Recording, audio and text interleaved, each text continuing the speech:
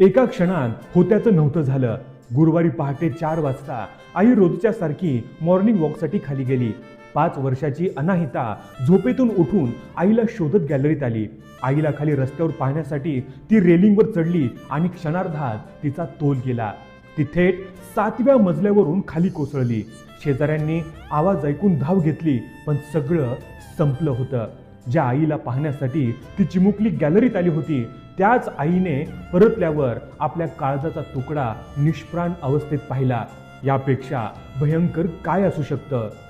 अनाहिताचे वडील परदेशात नोकरी करतात आणि आई शिक्षिका आहे. एका क्षणात हे हसतं खेळतं घर उद्ध्वस्त झालं. ही घटना फक्त आग्र्यापुरती नाही, उंच इमारतीत राहणाऱ्या प्रत्येक आई वडिलांसाठी ही धोक्याची घंटा आहे.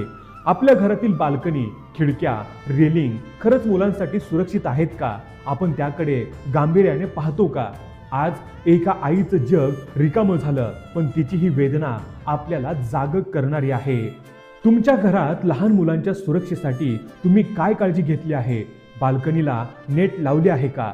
कमेंटमध्ये नक्की सांगा. तुमचा एक अनुभव किंवा सल्ला दुसऱ्या एखाद्या कुटुंबाचा जीव वाचवू शकतो. त्या चिमुकल्या आत्म्यास शांती मिळो.